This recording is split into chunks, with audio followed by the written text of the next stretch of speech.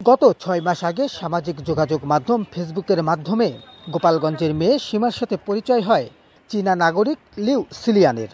এরপর বন্ধুত্ব থেকে গড়ায় প্রেমে। তাদের মধ্যে ভিডিও কলে চলে কথাবার্তা আর খোঁজখবর। দুই পরিবারের সাথেও ভিডিও কলের মাধ্যমে হয় পরিচয়। এরপরই জেলা শহরের নিচুপাড়া এলাকার বাসিন্দা মোহাম্মদ আবুল হোসেন হাওলাদারের মেয়ে ও প্রেমিকা সীমার টানে গত শুক্রবার চীন থেকে বাংলাদেশে আসেন লিউ সিলিয়ান। এরপর সোজা চলে আসেন গোপালগঞ্জে, ওঠেন প্রেমিকা সীমার বাসায়। পরে ছেলের মা বাবা ও আত্মীয় স্বজনের সম্মতিতে লিউ সিলিয়ান নিজ ধর্ম ত্যাগ করে ইসলাম ধর্ম গ্রহণ করেন এবং ওই দিনই কোর্ট ম্যারেজের মাধ্যমে সীমা ও লিউ সিলিয়ানের বিয়ে সম্পন্ন হয়। বর্তমানে লিউ সিলিয়ান ইসলাম ধর্ম গ্রহণ করায় তার নতুন নাম রাখা হয়েছে মোহাম্মদ সাদিকুর রহমান সানি। এ বিয়ের মাধ্যমে সম্পন্ন হয় এক সফল প্রেমের গল্প। সকলের কাছে দোয়া চেয়েছেন এই নবদম্পতি। আমি তার সাথে অনুবাদ ব্যবহার করে কথা বলতাম এবং সেও অনুবাদ ব্যবহার করে আমার সাথে কথা বলতো এবং ভিডিও কলে কথা হতো। পরে সে আমাকে বিয়ে করার প্রস্তাবও দেয় এবং বলে যে আমি তোমার দেশে যাব এবং তোমাকে বিয়ে করব। তারপরে বলি যে আপনি কি সত্যি সিরিয়াস, আমাকে বিয়ে করতে চান? সে বলছে হ্যাঁ, আমি তোমাকে বিয়ে করতে চাই। পরে আমি বলছি তো তোমার বাবা মা কি জানে এ ব্যাপারে? পরে সে তার বাড়ি গেছে, তার বাবা মার সাথে পরিচয় করায় দিছে এবং তাদের অনুমতি নিয়ে তারপরে সে ভিসার জন্য অ্যাপ্লাই করছে। ভিসার জন্য অ্যাপ্লাই করলে ভিসা যখন চলে আসে তো ও চলে আসছে। 翻译机我们聊得非常开心，我特别喜欢我的妻子，我在中国坐了1天的飞机来孟加拉，我跟她结婚，这个是我最大的诚意，我喜欢我的妻子。সোমবার পরিবারের সকল সদস্য ও আত্মীয় স্বজনদের উপস্থিতিতে পালন করা হয় নানা আনুষ্ঠানিকতা। মেয়ের প্রেমের কথা জানার পর প্রেমিক লিউ সিলিয়ানকে মেনে নেন সীমার মা বাবা।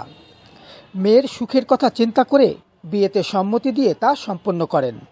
এতে আনন্দের বন্যা বয়ে যাচ্ছে সীমার পরিবারে। আমার মনের থেকে আমি ইসলাম গ্রহণ করাই।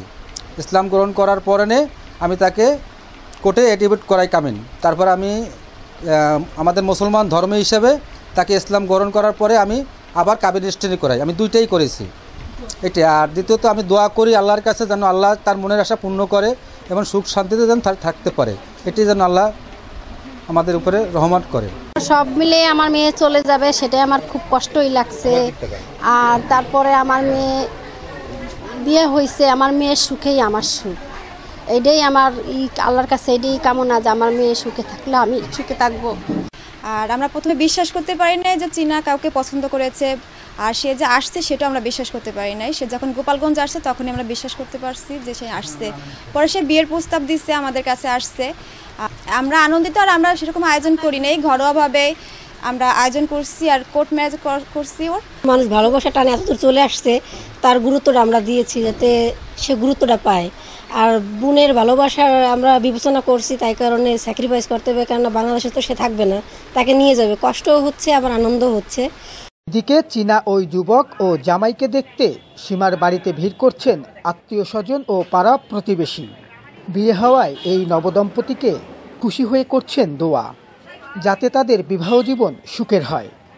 প্রায়শ বাংলাদেশের বিভিন্ন জায়গায় আমরা বিভিন্ন ফেসবুক যোগাযোগ মাধ্যমে, সামাজিক যোগাযোগ মাধ্যমে শুনে আসছি যে প্রেমের টানে, ভালোবাসার টানে ছেলে বা মেয়ে ছুটে আসে। তা আমাদের গোপালগঞ্জ শহরের আমাদের জনতা রোড এলাকায় আমাদেরই ছোট বোন হয় সম্পর্কে।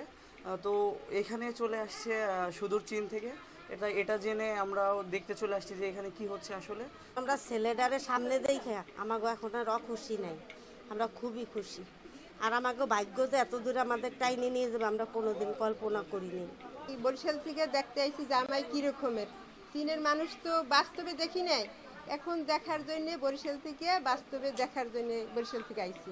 কালকে রাত্রে শুনে কি যে সত্যি আইছে, বিয়ে শাদী কোর্টের মাধ্যমে হয়েছে। এসে এবার খুশি হয়েছি আমি, এসে দেখে জামাই দেখে মহা খুশি হয়েছি আমি। ওই তারপরে যে এখানে এসে এখন আর আমার যাইতে মন চাচ্ছে না যে বাইরে। সকল আনুষ্ঠানিকতা এবং পাসপোর্ট ও ভিসা তৈরি হলে দ্রুত নিজের স্ত্রী সীমাকে নিয়ে মা বাবার কাছে নিজ দেশ চীনে ফিরে যাবেন লিউ সিলিয়ান।